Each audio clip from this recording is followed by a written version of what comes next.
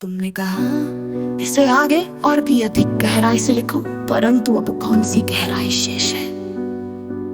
जब गहराई का ही अस्तित्व मिट चुका तो गहराई की तलाश कैसी? जब आगे का ही अस्तित्व नहीं तो आगे बढ़ने की आशा कैसी? अब कोई आगे नहीं है, अब कोई पीछे नहीं है, अब कोई दिशा नहीं है, अब कोई गति नहीं है। अब ना भीतर कुछ है ना बाहर, अब ना ऊपर कुछ है ना नीचे, अब ना शुरुआत है ना अंत, अब ना काल है ना अकाल। अब सब कुछ सामान्य भी नहीं, अब सब कुछ असामान्य भी नहीं। अब ना शब्द बचा न मौन, अब न विचार बचा न शून्यता, अब ना होना बचा ना होना। अब सब कुछ सामान्य भी नहीं, अब सब कुछ असामान्य भी नहीं। अब न शब्द बचा न मौन, अब न विचार बचा न शून्यता, अब न होना बचा न होना। अब सब कुछ भी समाप्त भी समाप्त भी समाप्त, अब भी शून्यता में विलीन हो जाए। अब तक जो कुछ अनुभव किया गया, क्या वो सत्य था, क्या वो स्वप्न था, क्या वो अस्तित्व था या मात्र एक अवस्था थी?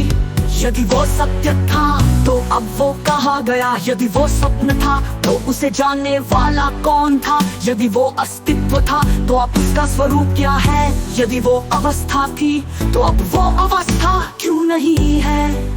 अब कोई अनुभव नहीं, अब कोई जानना नहीं, अब कोई देखने वाला नहीं, अब कोई दृष्टि नहीं, अब कोई दृष्टि कोई नहीं। अब अनुभव भी समाप्त, अब अनुभूति भी समाप्त। अब कोई अनुभूति करने वाला नहीं बचा, अब कोई अनुभूति का केंद्र भी नहीं बचा। अब सब कुछ और अब भी नहीं। तुमने कहा सत्य क्या है? क्या सत्य कोई विचार है? क्या सत्य कोई अनुभूति है? क्या सत्य कोई दर्शन है? क्या सत्य कोई अनुभवी सत्ता है? सत्य को देखा जा सकता है तो वो देखने वाले से अलग हुआ। यदि सत्य को अनुभव किया जा सकता है तो वो अनुभव करने वाले से अलग हुआ। यदि सत्य को समझा जा सकता है तो वो समझने वाले से अलग हुआ। परंतु जब देखने वाला नहीं बचा तो सत्य कैसा? जब अनुभव करने वाला नहीं बचा तो सत्य कहाँ? जब समझने वाला ही समाप्त हो गया तो सत्य किसकी अनुभूति में होगा? अब सत्य भी समाप्त, अब सत्य का विचार भी समाप्त, अब सत्य का अस्तित्व भी समाप्त, अब सत्य का स्वरूप भी समाप्त, अब सत्य भी और अब भी समाप्त। तुमने कहा स्वरूप क्या है? क्या स्वरूप कोई पहचान है? क्या स्वरूप कोई अवस्था है? क्या स्वरूप कोई प्रतीति है? क्या स्वरूप कोई सजीव सत्ता है?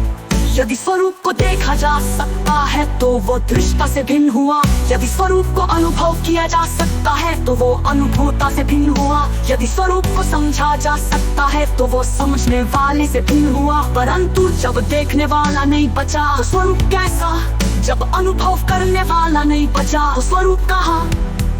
जब समझने वाला ही समाप्त हो गया तो सत्य किसकी अनुभूति में होगा?